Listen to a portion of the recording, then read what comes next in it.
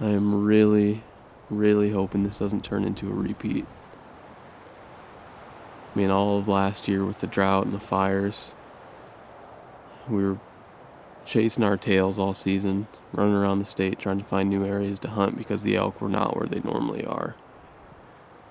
So in the off season, we scouted, found a completely new area to hunt that we hadn't hunted in years past.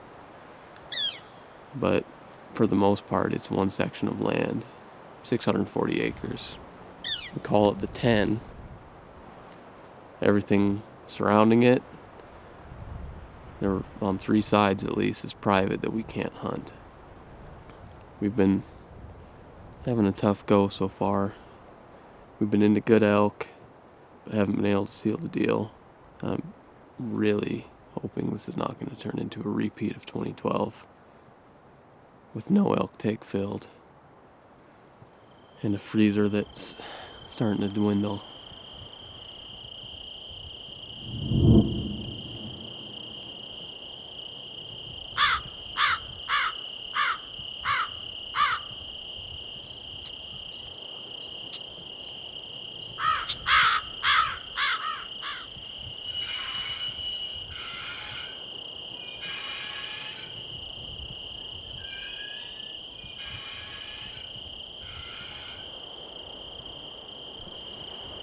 We're back in 10 today.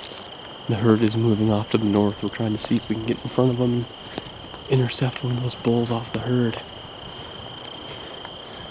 They're being really, really, really vocal right now, and it's the first time all season that we've actually heard real good rut activity. I don't know, but for whatever reason, it seems like they haven't been bugling or anything all season for the most part, and right now we're just trying to get in front of the herd. We haven't called to them yet. Hopefully we can just get in front of them and kind of play the wind right. Try and pull one of those bulls off the main group.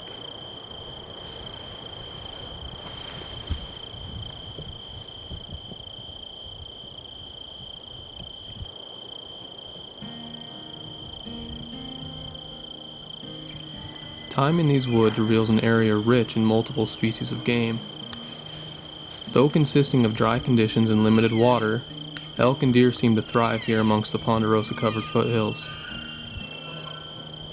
The wildlife here flock to drainages and terrain that holds moisture.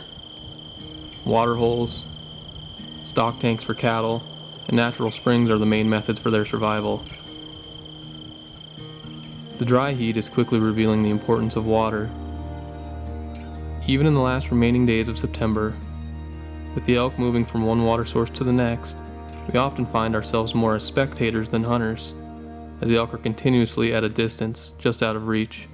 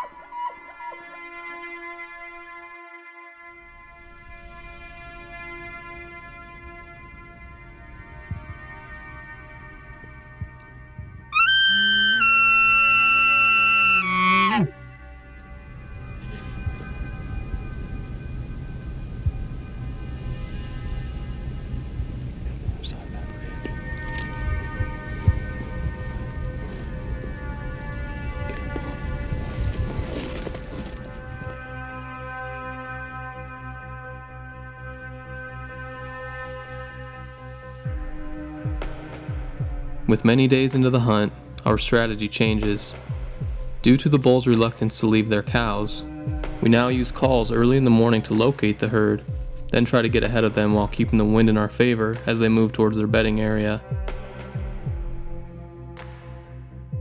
Attempts to sneak within range of the bulls has proved difficult, with the dry pine needles announcing our every footstep and the ever-watchful eyes of the cows picking out our slightest movements.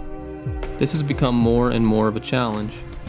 At this point, any opportunity presented must be capitalized upon.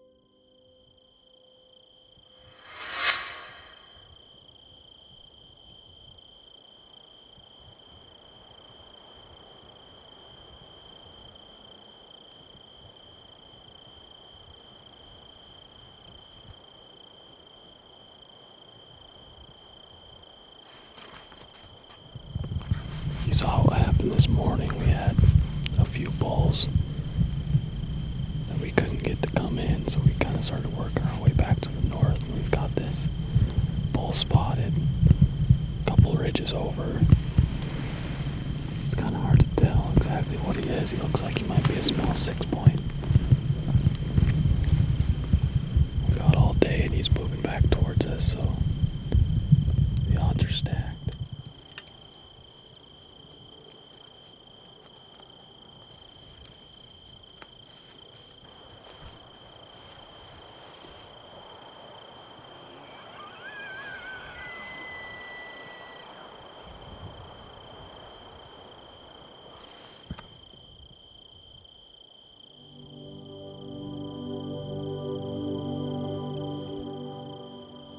With the bull headed to water, we devise a plan to stalk within range using a dried creek bed, with aid from a caller to draw all attention away from me as I inch my way closer and closer to the bull.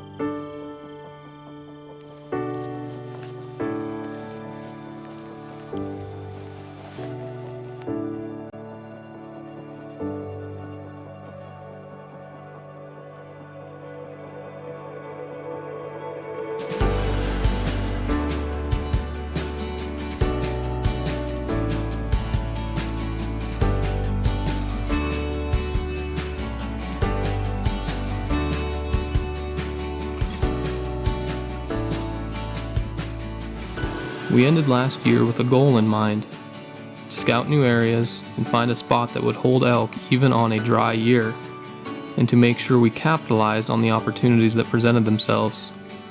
The amount of effort that went into this hunt made the end result that much sweeter. I am proud to say that we accomplished that goal and look forward to next year, when we once again find ourselves in the elk woods, chasing these magnificent animals.